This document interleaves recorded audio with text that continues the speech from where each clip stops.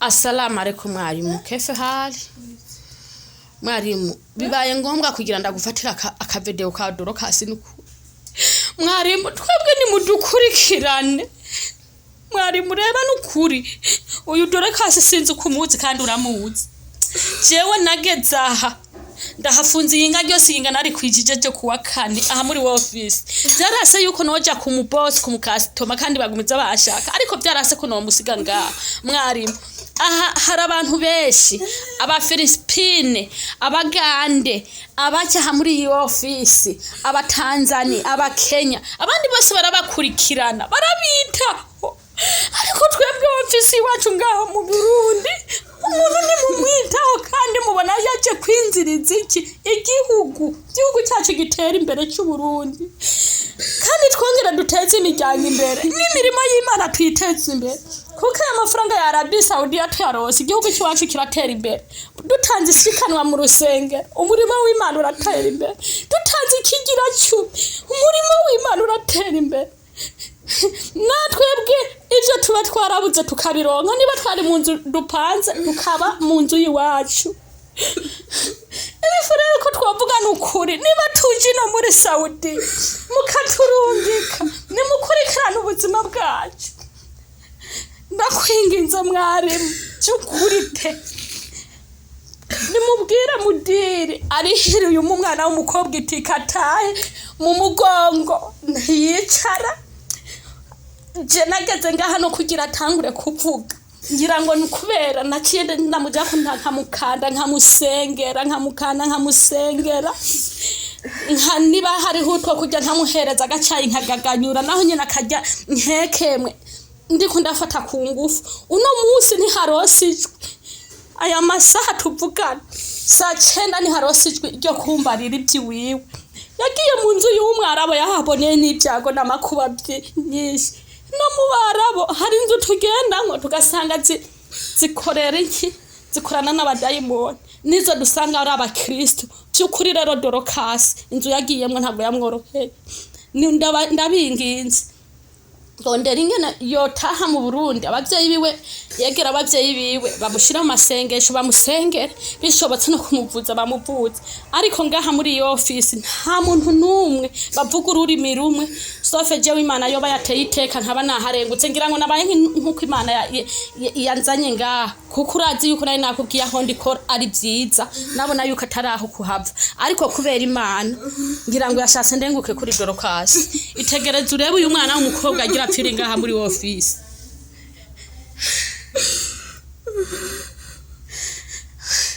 Iyo office yaho muri RFID nimuze muratwitaho n'ayandi ma office aritana yandi ma office aritana abaganda bayaturupa abandi bose abatanzania abakenya barabita abandi ni umwana wabagize ikibazo mu mpande zose ku yandi ma office atandukanye baca birukanga no kumukurikirana nibaze ko mwadukurikirana ku bintu bitatu umukozi niba gwaye mwamurugitse no muri Saudia akagwara mutegerezwa kumukurikirana ikigira kabiri niba haradafungura mutegerezwa kugikurikirana niba umushahara wiwe udasohotse murawukurikirana kandi ndabashimiye kuko hariho umushahara w'ukwezi bari badukase w'ukwezi kwa mbere mwarabikurikiranye biragenda neza nimudukurikirane rero no kuko kuntu tugwara tukabura kivurira sawa murakoze muheza gigo shalom nukuvuga ko uko nyine mumubona ajyamye uko muri ko muramubona ajyamye ko dorokasi nuko nyene nashobora kwicara kuko mu mugongo byarabaye ndasi nukuvuga mu kumwoza hariho umumama araho muniniya hariho akavideo nariko ndamufata nyamumama munini arimwo niwe afasha tukamuterura tukamujana kumwoza.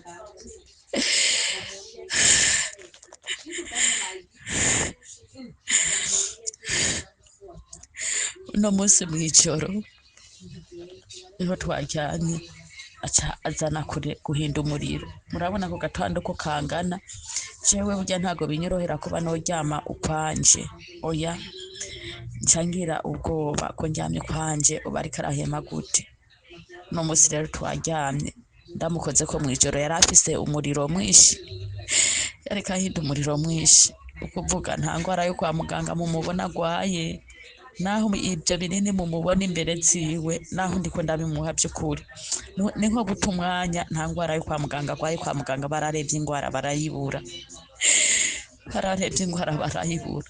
Ndabiginze n'ukuri, ndabatereje amasengesho menshi y'Imana yatabara, igatabara Morodekayi ari ku irembo ry'umwami, aba ariyo yururukira gutabara Dorokasi. N'ukuri umumama araremvye, abiwabo bararize, ntekanye nawe wewe umutima niwe ugomba kumwica.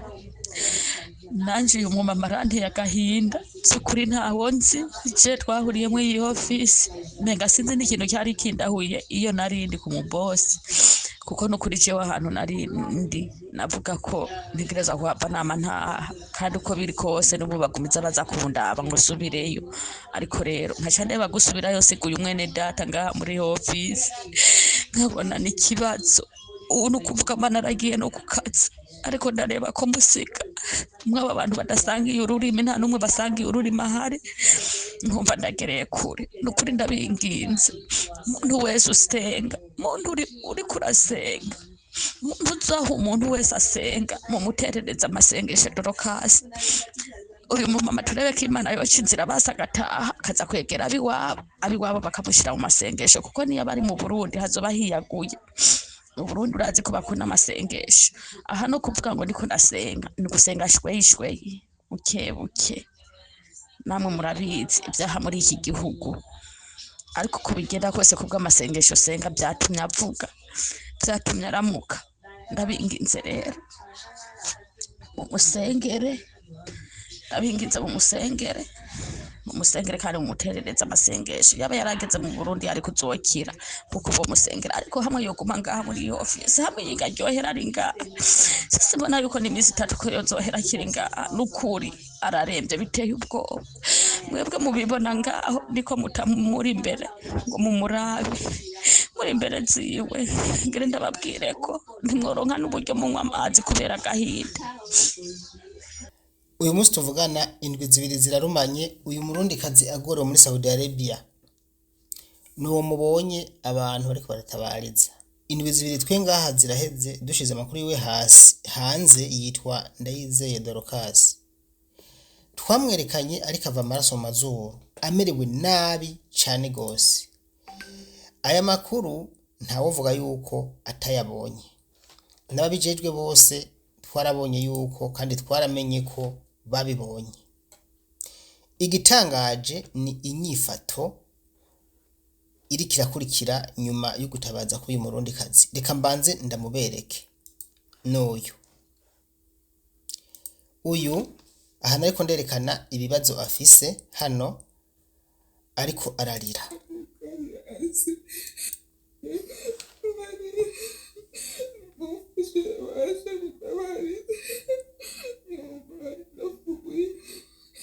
Amaguru sinabuka yasi umugongo wanjye nimufashe basi.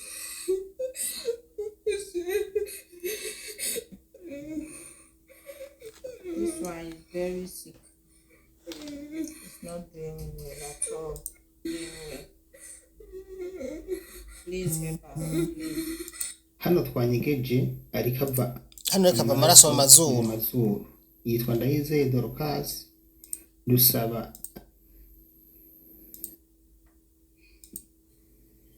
Chimene msaitie. Naomba msaada tena. Naomba nuko amere uburyo budasanzwe kandi ubuza abantu bamwegera kumbure bikiye ko bagwaye za ngwara z'ibya. imitsi ya mbere sindayimara, iyi n'umuti igira kabiri. Ndikunda kuba ibikorwa biruhisha, nimundeke kwanza imitsi ndayimare, hama je zogenda ku kazi nakize.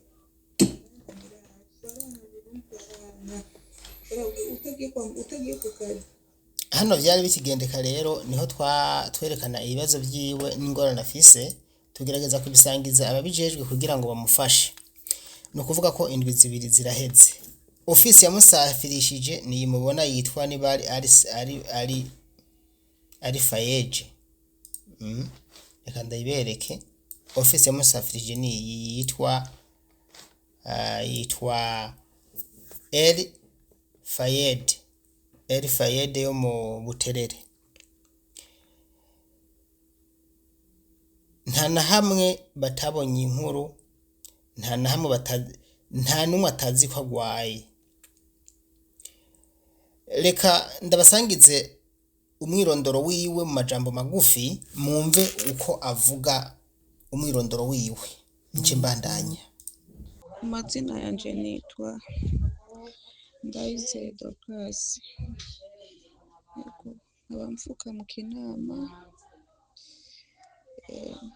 Ikigo cansafirishije ni ikigo ca Fayed mu Buterere hariya muri Mirwara. Nico kigo cansafirishije. Hama jewe nasafiriye mu mwaka uheze mu kwindwi. Ubu nkaba nkwije amezi indwi ndi ngaha muri Saudia. Hama iyi ngwara yanje ndayimaranye amezi 3. Naragiye kwa muganga incuro 3 zose ndivuza, barantera amaserumu, barantera inshinge, barampa imitsi, mugabo vyanse ko nkira. Ubu rero nafashwe n'umugongo, kwicara ni ikibazo, gutambuka si ikibazo. Rero nashaka mumfashe muntabarize ariko nosubira mu Burundi kwivuriza muhira kuko ngaha namaze kuruha, ndarushe cane, ndarushe. Wumva kwicara ikibazo misi yose ndakoma induru kubera ububabare, ndababara sana. Ndakoma induru, sinkironka itsiro, sikiryama, ndababara n'ukuri. Nashaka muntabarize n'ukuri mumfashe nkuko mura mubifasha abandi, nanje mumfashe ndabe ko nosubira muhira nje kwivuriza muhira kuko ngaha vyamaze kwanka. Amara nari mfise yose narayivujijemo biranka ko nkira. Sasa murakoze. Uwo ni wo mwirondoro wiwe. Jewe rero ndibaza n'ubu hari ibintu ntarasobanukirwa. Je ndibaza hariho abantu bari hejuru y'amategeko. Nkuko namara bivuga ngaha, ibi bintu nimeze mpava mubeshera leta y'u Burundi ngo niyo ibikora. Oya nukuri. Amategeko ya leta aratomoye neza yuko aba bantu basaba gusafirisha abakobwa babakurikirana. Je narivuganiye n'umuntu akora mu bushikiranganje, narivuganiye n'abantu muri leta. Aba bakaje gusaba uburenganzira bwo gusafirisha abakobwa byose barabyumvikana neza, bagatanga amafaranga y'intega bizoza amwe afasha mwe n'abanyine bagize ingorane. Nk'uro yaragiye arakora neza, mugafatwa n'ingwara, aravuzwa biranka. Uba ari ku kubiro, ari kuri office maktaba muri Saudia, agirapfireho. None nk'ubu ndabaza niyapfa, twaravyerekanye batazi abantu babibonye, hanyuma imanza zigasekera bakaza kurihisha iyi office kugira ngo irihe uwo muntu yapfuye kandi yaratabaje. Aha bazovuga ngo umuntu agiye gutabaza ngo ariko ararenganya iyi office. Uyu muntu akwiyitiki yitahire mu abantu, yitahire kuvugwa mu Burundi kuko haje nawe kora muvura. Imiti bamuhaye yaraze kumufasha. Ubu mwumvise abantu bamugwaje vraiment, n'abandi bari kurondera ubuzima bahagaritse kubera uyu muntu. Please, nimba amategeko abaho, mwe musaba ama lisansi yo gukora. Nimba muzi ko amategeko abaho, gerageza mu musabire itike. Nimba umubosi badashoboye kuyiriha, mwe muyirihe muri amafaranga amwe ya reserve mutanga. Uwo muntu ntapfe kuko niyapfa muzobibazwa. Reka je nisabire ubuserukizi bw'u Burundi muri Arabia Saudite, iki kibazo bagifate mu ntoki kubera uyu n'umwana w'u Burundi. Je n'ubu tuvugana nabibahaye ubwira kandi isubwamire nabibahaye, ariko birateye ikigongwe no kuri iko n'umwana w'u Burundi apfira hanze nk'uku, kandi ku nyungu z'umuntu umwe canke babiri gusa.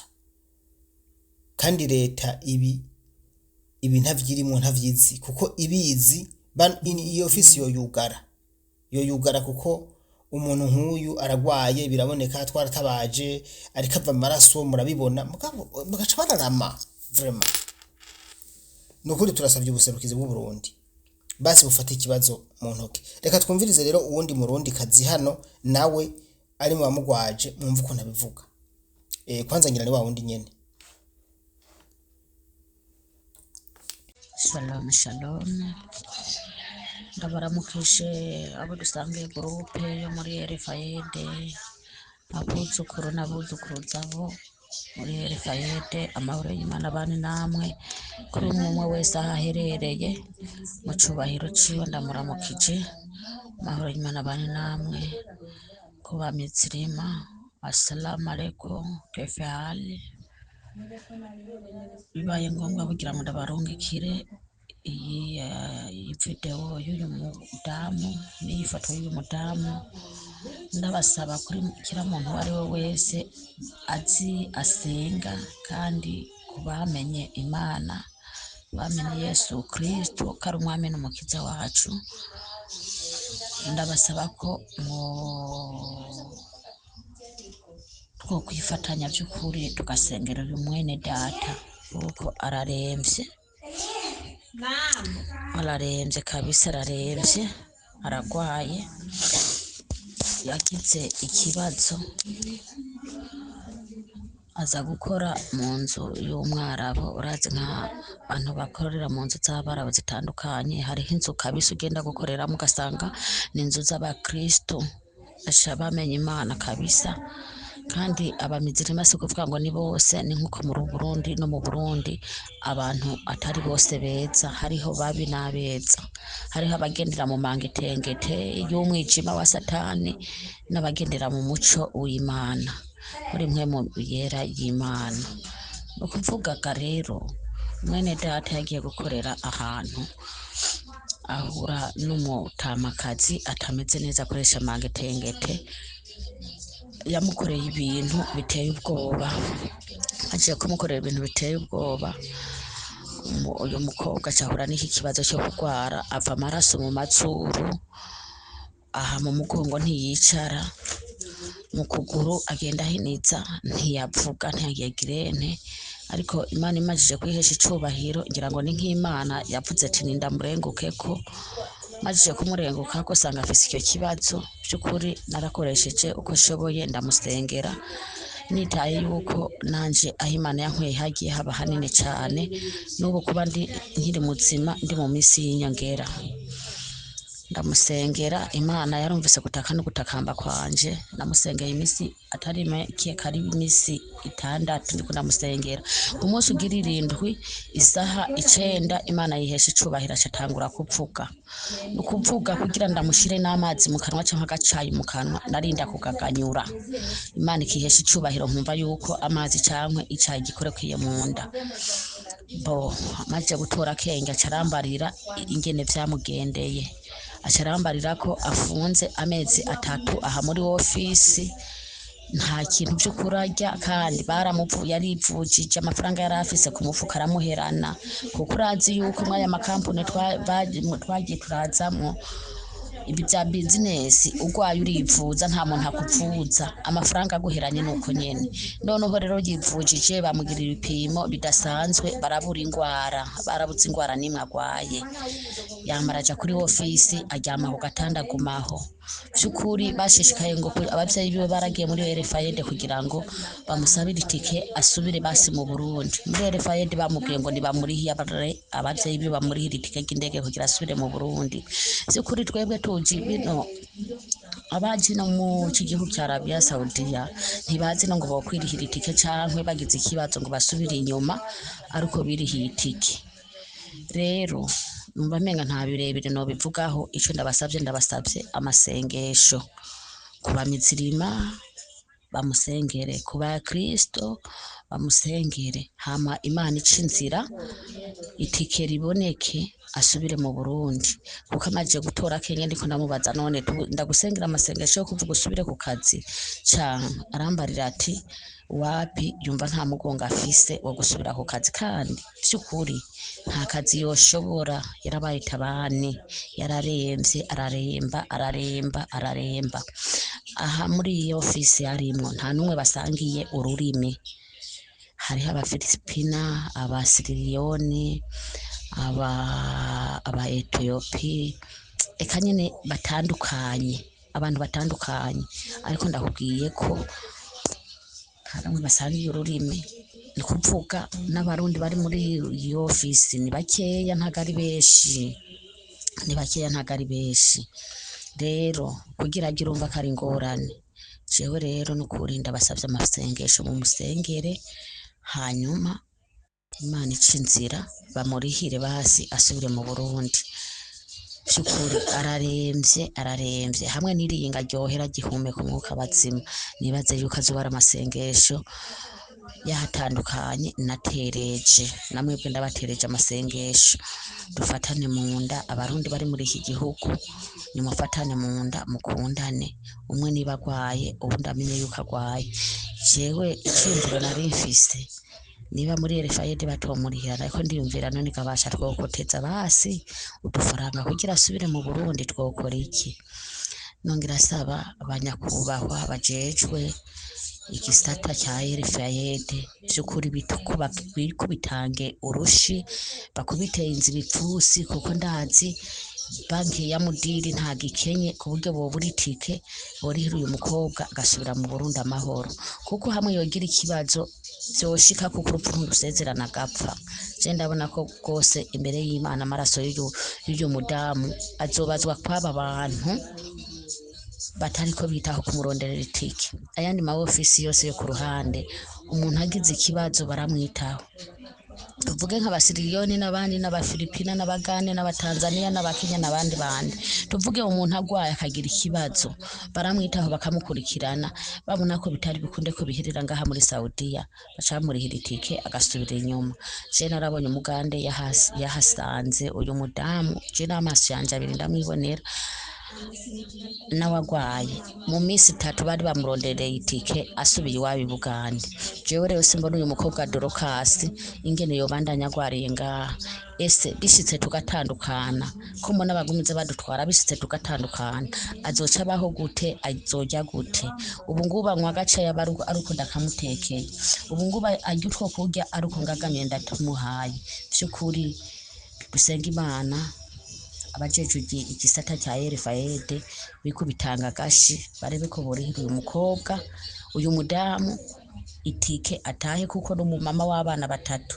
Ese abo bana bisaha ziri ubu hamwe ikibazo coba akava mu mubiri bazoca baregwa gute? Ico twosengera rero, twosengera yuko Imana yoca inzira bakamusubiza mu Burundi, kuko araremvye. Jewe nyene ubwanje aha mu mihogo narasaraye kubera kurira n'agahinda, mbona ko uyu mukobwa Dorokasi. Muhezagirwe, mwarahezagiwe, murabanyamugisha. Shalom shalom. Nagomba mbanze nibutse abantu badukurikiye yuko RFID nta masezerano yagiranye n'uyu muntu yuko niyagwara akaremba akazi kakamunanira azirihira itike y'indege. Mugabo ubu bariko babwira ngo bagurishe ivyabo vyose, bagurishe itongo n'inzu, bagurishe ata n'ivyo yari bwakorera hariya. Muvyumve neza, umwe yameze amaze umwaka ntibwakwire, nta n'ikintu yakuyeyo ngo uvuge ngo baraguze n'inzu yarubatse n'akazi. Bagomba bagurisha itongo ryabo, se na nyina bangarisha nk'abana bariha itike y'indege. Ibintu birumvikana. Niyo muvuga ko ari uruhombo kuri ofisi yanyu, none ntose uruhombo nimuyirihe atahe, canke mubwire boss wiwe nimba bikunda kuko yaragwaye ayirihe, atayirishe mu murihira atahe, mugo ntaze kugwa muri Arabia. Ibi muzobiha kwiruka. Nukuri nta kwihira itike y'indege, ibi n'amategeko ntavyemera. Naranavyibarije pe, ibi mvuga ndabizi.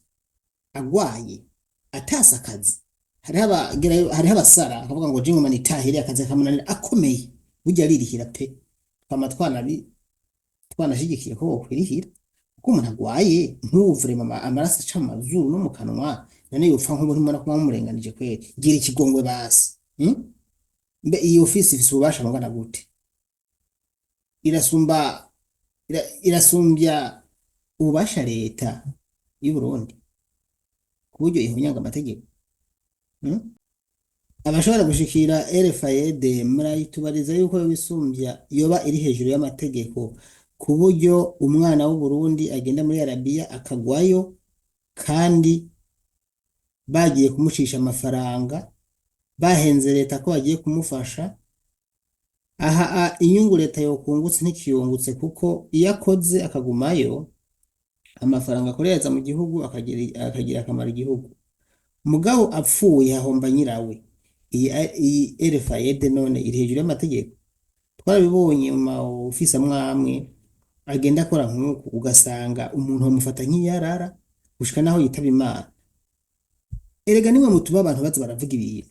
Zamureka gucafuza leta vraiment. Abashavuga ngo abarundi kazi bariko bagorerwa muri Saudia, baguye muri Saudia kubera ofisi yase kumufasha ngo tahe. Bagaca bacafuza igihugu. Erega mwe nimwe basi b'igihugu ba mbere wanashaka. Hari abantu uzumvaga bavuga ngo bakavuga bagashaka gucanga ibintu vya politike niki. Kwisheni Daniel Mugisha nubwo je ndi politicien hano nta bintu bya politike tuvugira. Uko ni gutabaza abashiki bacu, ni gutabariza abashiki bacu, bene wacu kwerekana ibibazo bafise kandi mu rufasoni kugira ngo abatarize bimenye. Ntimuze mufati narabivuze hano nakoze nko ndabivuga. Ntimuze mucange ikintu cyo kwerekana ingorane umurundi kazafise na politike. Ibi tubikora kumva z'urukundo nta zindi nyungu tubifisemwo nta no gukritika kubamwo nawe ntuzukritike ahubwo tabara umuntu nimbago ataruko naho mwa muri mbura bigirire murafasha abantu bagowe aho nk'umurundi kazi uyu uyafise umuryango afise umugabo baracyamukeneye kandi nyuma y'ubuzima gore muri Saudia ni atazobaho azumvuza kiri hama asuri mu kazi aragwaye n'ukuri ni mumufasha tahe mumufasha mu kurengagiza nimba muzi yuko ubuzima ari amazi aseseka ntibayore ibaza ari umwana wagwaye he wenyene iyi office ari umwana wagwariye yo nkuko we ni wararodasinziriye burya amagara y'ubundi kweri sinzi ukuntu guca umugani.